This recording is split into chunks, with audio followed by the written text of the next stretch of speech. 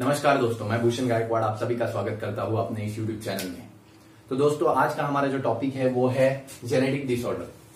ये इस चैप्टर का, that is inheritance and variation, इस चैप्टर का ये आखिरी टॉपिक है, ठीक है। और ये हमारा आखिरी लेक्चर होने वाला है इस टॉपिक का। इसके बाद जो हम लेसन चालू करेंगे वो होगा मॉलिक्यूलर बेसिस ऑफ इनहेरिटेंस, ठीक है। तो यहाँ पे हम बात करते हैं जेनेटिक डिसऑर्डर्स की। जेनेटिक डिसऑर्डर्स होते क्या है दोस्तों?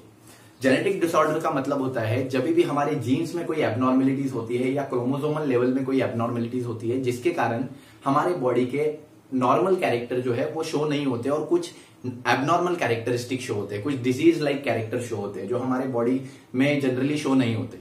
तो ऐसे कंडीशन को हम बोलते हैं जेनेटिक डिसऑर्डर्स, ठीक है। मतलब कुछ डिजीज हो जाता है, कुछ सीरियस डिसऑर्डर हो जाता है, ऐसे कंडीशन को हम बोलते हैं जेनेटिक डिसऑर्डर। क्योंकि जीन्स में कुछ चेंज आता है, कुछ म्यूटेशन आता है, कुछ डिफेक्ट आ जाता है जिसके कारण, या क्रोमोसोम में डिफेक्ट आ जाता है, क्रोमोसोम के नंबर में डिफेक्ट आ जाता है, तो ऐसे कंडीशन में हम इसको जेनेटिक डिसऑर्डर बोलते हैं।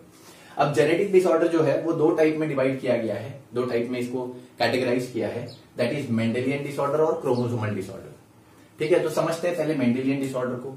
मेंडेलियन डिसऑर्डर ऐसा क्यों बोला है? यहां पे होता क्या है, दैट इज म्यूटेशन और deletion in a single gene. जब पूरे क्रोमोसोम में बहुत सारे जीन होते हैं, हमको पता है एक क्रोमोसोम में करीब करीब 500 से 1000 तक जीन हो सकते हैं। अब ये पूरे क्रोमोसोम में से कुछ एक या दो जीन में जब म्यूटेशन होता है, सिंगल जीन में म्यूटेशन होता है, ठीक है, या डिलीशन होता है, वो जीन डिलीट हो जाता है, या वो जीन में कुछ क्या बोल सकते हैं, म्यूटेशन हो गया, कोई बेस पेयर चेंज हो गया, ठीक है, जिसके वजह से जीन हमारे बॉडी के जो कैरेक्टर शो करने वाला होता है उसके अलावा कोई अलग ही कैरेक्टर शो करता है।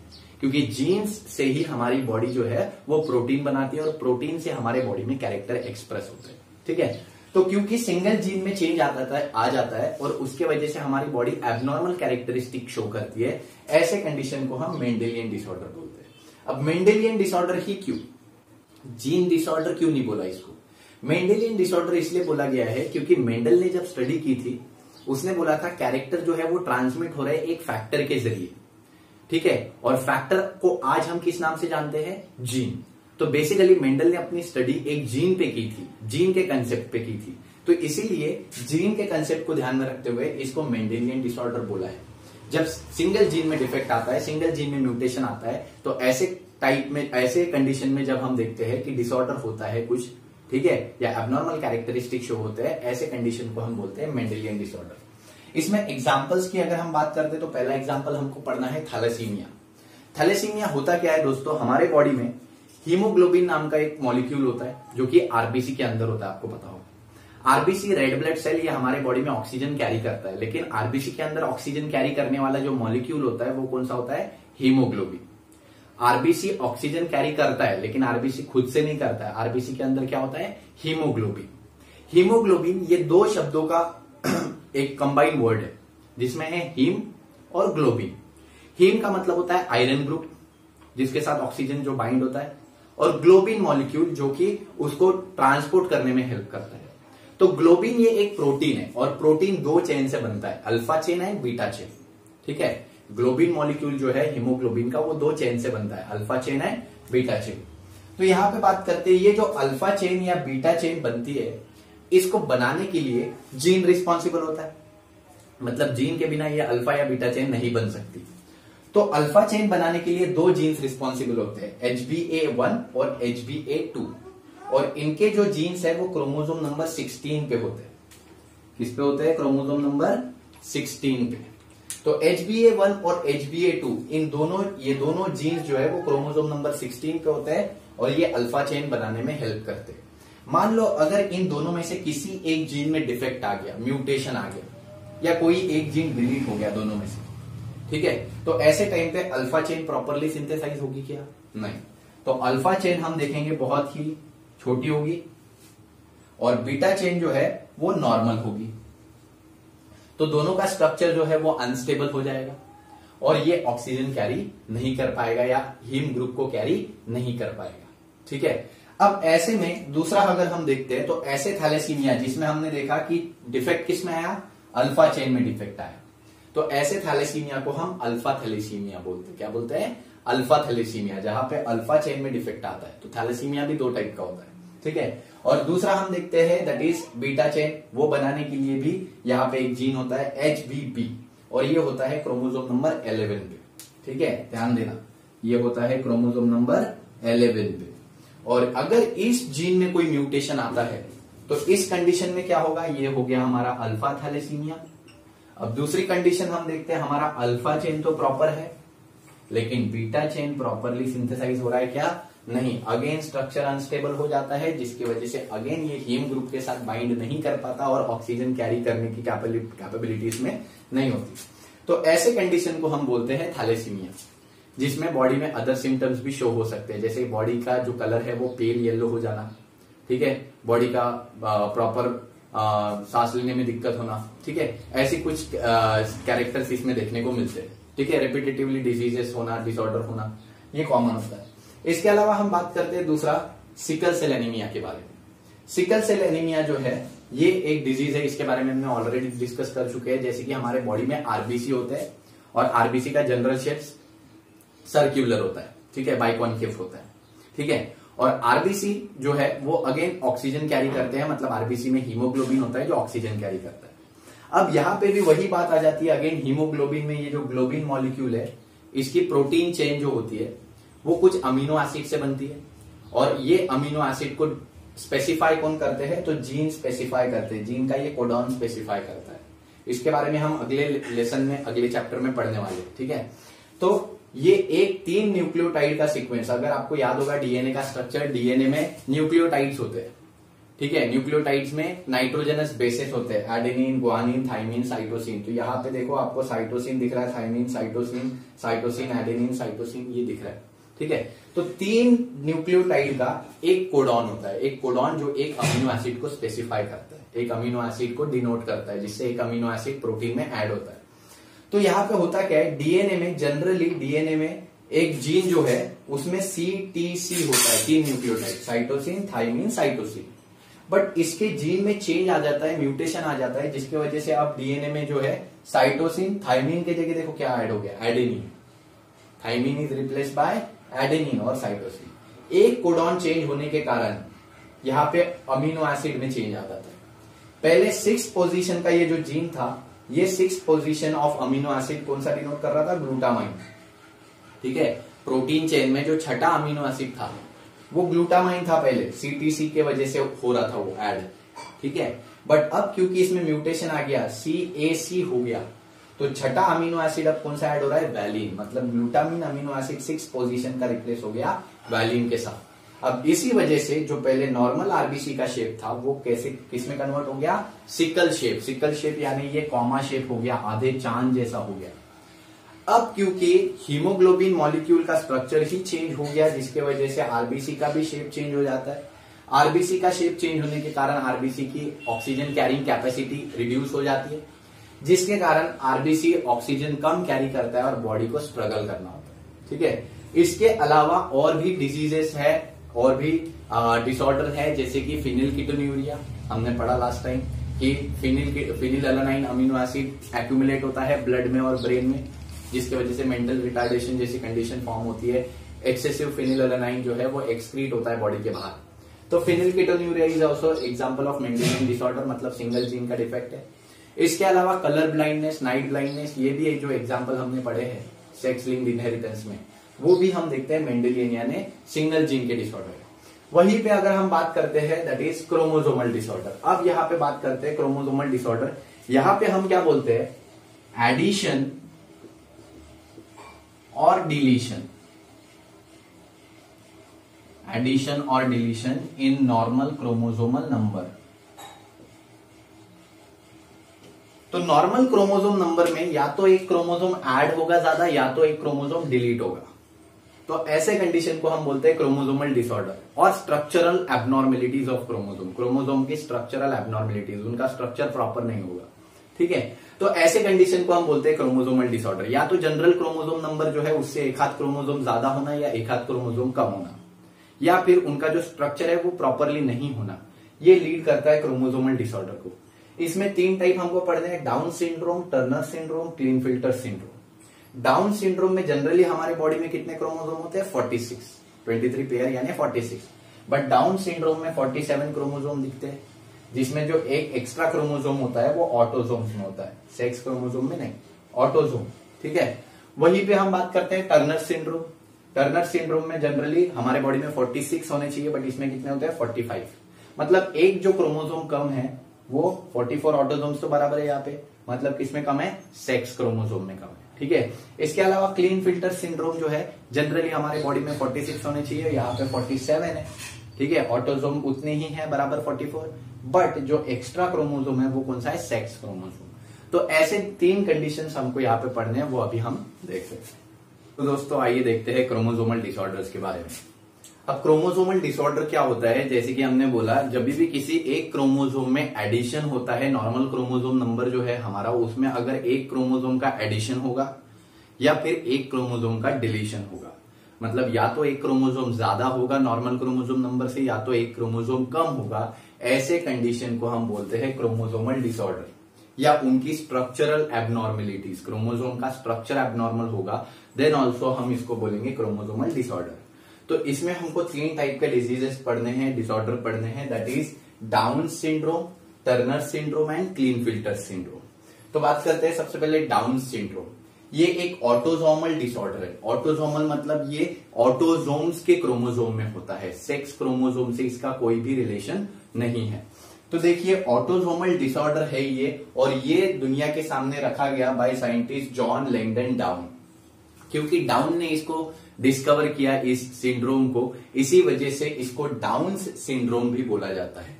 अब इसके बाद इसमें होता क्या है एक्चुअली, ये शो करता है trisomy of 21st pair of chromosome. Generally हमारे बॉडी में 23 पेयर्स होते हैं क्रोमोसोम की। 23 पेयर्स में से 22 ऑटोसोमल पेयर है और एक सेक्स क्रोमोसोमल पेयर है। तो जो 22 ऑटोसोमल पेयर है उसमें जो 21st पेयर है, 21st, उस पेयर में ट्राइसोमी होती है। जोमा का मतलब हमें पता है बॉडी, तो जनरली 21st पे 2 क्रोमोसोम होने चाहिए पेयर के हिसाब से, ठीक है। बट यहां पे ये 2 के जगह 3 क्रोमोसोम आ जाते हैं। मतलब जब गमीट फॉर्मेशन होता है ऐसे टाइम पे नॉन डिसजंक्शन होता है क्रोमोसोम का, क्रोमोसोम प्रॉपरली सेपरेट नहीं हो पाते। गमीट फॉर्मेशन में हमने देखा था कि क्रोमोसोम जब गमीट फॉर्म होते हैं तब पेयर में से एक क्रोमोसोम एक गमीट में जाता है और दूसरा क्रोमोसोम दूसरे गमीट में जाता है। बट इस केस में क्या हो रहा है कि दोनों क्रोमोसोम एक गमीट में आ गए हैं, दोनों, और फिर ये एक गमीट में 2 क्रोमोसोम पहले से आए हैं और ये एक क्रोमोसोम दूसरे पेरेंट ने दिया है, दूसरे पेरेंट में बराबर एक क्रोमोसोम गमीट में गया होगा। तो ऐसे में जब ऑफस्प्रिंग फॉर्म होता है, ये हैप्लॉइड कंडीशन में दोनों आ गए गलती से, ठीक है, और यहाँ पे हम देखते हैं एक हैप्लॉइड आया है और ये 3 क्रोमोसोम फॉर्म हो जाते हैं, ट्राइसोमी बन जाती है 21st क्रोमोसोम के कंडीशन में। अब ये 3 क्रोमोसोम आने के कारण ये कुछ एबनॉर्मल सिम्टम्स शो करता है जो कि एक डिसऑर्डर की तरह हमारे बॉडी में दिखते हैं, ठीक है। मतलब कुछ एबनॉर्मल कैरेक्टरिस्टिक दिखते हैं जिसको हम बोलते हैं डिसऑर्डर। हमारी बॉडी कुछ एबनॉर्मल कैरेक्टरिस्टिक को शो करते हैं या सिंड्रोम बोला जाता है। तो इसमें क्या क्या होता है, सबसे पहले बात करते हैं सिम्टम्स की। तो सबसे पहले rounded face and flat knows, जो हमारे फेस का शेप होगा वो राउंडेड दिखता है और नोज जो होती है वो फ्लैट होती है, ठीक है। इसके बाद पुअर स्केलेटल डेवलपमेंट, जो स्केलेटन का डेवलपमेंट होता है वो पुअर होता है, मतलब बॉडी स्टैचर जो है वो छोटा होता है, बॉडी का डेवलपमेंट प्रॉपरली नहीं हो पाता, बॉडी स्ट्रक्चर छोटा होता है। इसके अलावा मेंटल रिटार्डेशन, पर्सन जो है वो मेंटली सफर करता है, उसका प्रॉपर बॉडी डेवलपमेंट नहीं हो पाता, प्रॉपर ब्रेन डेवलपमेंट नहीं हो पाता, इसीलिए वो स्लाइटली मेंटल रिटार्डेशन से सफर करता है। फाइनली हम बात करते हैं epicanthal fold, that is slanting eyelids. अब एपिकैंथल फोल्ड क्या होता है, ये जो हमारा अपर आईलिड है इसके ऊपर ये जो स्किन है, ये स्किन बाहर की तरफ निकल आती है और ये जो आईलिड है अपर आईलिड वो अंदर की तरफ चले जाता है। तो हमारा ऐसा डायरेक्ट फोरहेड से ऐसा स्लाइंटिंग पोजीशन दिखता है, ठीक है। इसके अलावा सिंगल पाल्मर क्रीज, हमारा जो क्रीज है ये पाम पे ये जो क्रीज होता है, ठीक है, अगर मैं ड्रॉ करके दिखाऊं आपको तो ये जो क्रीज होता है पाम पे, ये क्रीज जब थ्रू आउट द पाम होगा, थ्रू आउट, ठीक है, तो ये थ्रू आउट द पाम जब क्रीज होता है तब इसको हम बोलते हैं सिंगल पाल्मर की क्रीज या सिमियन क्रीज। तो ये कुछ कैरेक्टर्स हमें दिखाई देते हैं किसमें, या सिम्टम्स हमको दिखाई देते हैं डाउन सिंड्रोम में। डाउन सिंड्रोम के जो बच्चे होते हैं वो उनका बॉडी स्ट्रक्चर छोटा होता है, उनका स्केलेटल डेवलपमेंट प्रॉपर नहीं होता, वो मेंटली रिटार्डेड हो सकते हैं, फेस राउंडेड होता है, फ्लैट नोज होती है, प्रोट्रूडिंग टंग होना भी एक कैरेक्टर है, मतलब टंग जो है वो प्रॉपर ट्राइंगुलर शेप में होगी, हमारी जो है वो यू शेप में होती है, बट इनकी टंग जो है वी शेप में होगी, यानी प्रोट्रूडिंग टंग होगी, कुछ इस तरीके से होगी टंग। इसके अलावा हम बात करते हैं सिमियन क्रीज शो करते हैं, एपिकैंथल फोल्ड आई के लिए शो करते हैं।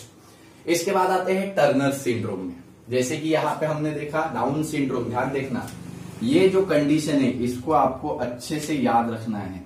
डाउन सिंड्रोम की अगर हम बात करते हैं तो क्या हो रहा है, trisomy of 21st chromosome. 21st chromosome में कितने क्रोमोसोम होने चाहिए, जनरली 2, बट यहाँ पे है 3, तो 3 क्रोमोसोम जब हम शो करते हैं तब उसको बोलते हैं ट्राइजोमी ऑफ 21st, और ये जो कंडीशन है ये है डाउन सिंड्रोम। इन तीनों में यही डिफरेंस है, वही हमको देखना है। अब इसमें टर्नर सिंड्रोम, इसको टर्नर सिंड्रोम इसीलिए बोला जाता है क्योंकि इसको डिस्कवर करने वाले साइंटिस्ट जो थे वो टर्नर थे, ठीक है।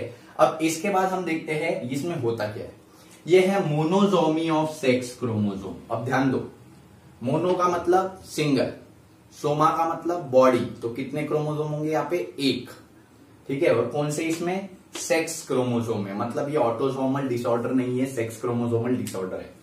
तो ये सेक्स क्रोमोसोम में जनरली 2 सेक्स क्रोमोसोम होते हैं हमारे बॉडी में, एक्स एंड वाई, बट यहां पे बोला है मोनोजोमी, मतलब यहां पे सिंगल क्रोमोसोम होगा, दोनों में से एक ही होगा। और ये कंडीशन क्या होती है, जनरली 44 ऑटोसोम्स होंगे वैसे के वैसे, और एक एक्स क्रोमोसोम होगा, वाई और एक्स जो होता है वो यहाँ पे एब्सेंट होगा, इसलिए हमने यहाँ पे 0 लिखा है। एक्स ओ का मतलब है X 0, no chromosome is there excepting X. तो एक एक्स क्रोमोसोम है और बाकी 44 क्रोमोसोम है, तो टोटल यहाँ पे कितने क्रोमोसोम हुए, 45। इसकी कंडीशन में अगर हम देखते हैं तो इसकी कंडीशन में क्या हुआ था, डाउन सिंड्रोम के 21st पे 3 थे 2 के जगह, तो मतलब 45 ऑटोसोम्स थे प्लस एक्स वाई या एक्स एक्स सेक्स क्रोमोसोम थे, तो टोटल 47 क्रोमोसोम थे, ठीक है। डाउन सिंड्रोम में ऑटोसोम्स में एक क्रोमोसोम एक्स्ट्रा था, दैट्स वाई क्रोमोसोम जो थे वो 46 के जगह 47 थे। और यहाँ पे टर्नर सिंड्रोम में यहाँ पे एक एक्स क्रोमोसोम या एक वाई क्रोमोसोम एब्सेंट है, जिसके वजह से हम देखते हैं क्रोमोसोम नंबर कितना है, 45। अब इस कंडीशन में ये जो इंडिविजुअल है ये एबनॉर्मल कैरेक्टरिस्टिक शो करता है, जिसको हम सिम्टम्स में देखते हैं क्या क्या है। तो फिनोटिपिकली ये फीमेल होता है, ध्यान दो, क्योंकि यहाँ पे एक एक्स क्रोमोसोम है, वाई या एक्स दूसरा एब्सेंट है।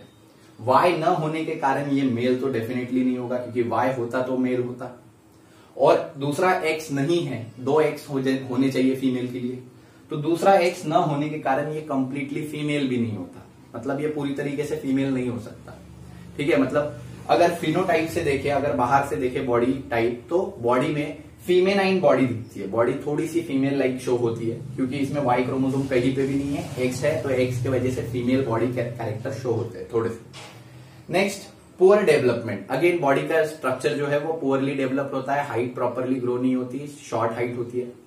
Next, poor development of ovaries and breast, जैसे कि हमने बोला ये जो फीमेल्स है ये प्रॉपर फीमेनाइन नहीं होती, तो इनमें जो ओवरीज और ब्रेस्ट के कैरेक्टर है वो पुअरली डेवलप होते हैं या बहुत अच्छे से डेवलप नहीं होते। इसके अलावा वेब्ड नेक, ये जो नेक है यहां से जुड़ी होती है शोल्डर के साथ, ठीक है, कुछ इस तरीके से ये पर्सन जो है ऐसे दिखते हैं, ठीक है, सो वेब्ड नेक होती है। इसके अलावा लो पोस्टेरियर हेयर लाइन, जो पीछे की हेयर लाइन होती है यहाँ पे हमारी गर्दन में, ये पोस्टेरियर हेयर लाइन जो है वो पैची होती है, पैची इन द सेंस वहां पे प्रॉपर हेयर ग्रोथ नहीं होता, ठीक है। इसके अलावा हम बात करते हैं क्लीन फिल्टर सिंड्रोम की।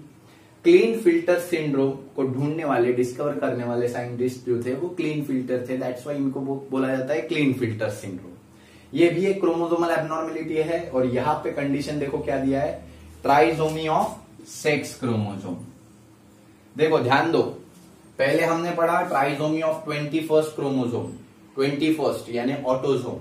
ऑटोसोम की अगर ट्राइजोमी होती है तो कौन सा होगा, डाउन सिंड्रोम। ये नीट में सीईटी में पूछा जाता है, तो ध्यान से इसको अच्छे से याद रखना, इवन सिम्टम्स पे भी क्वेश्चंस आते हैं, ठीक है।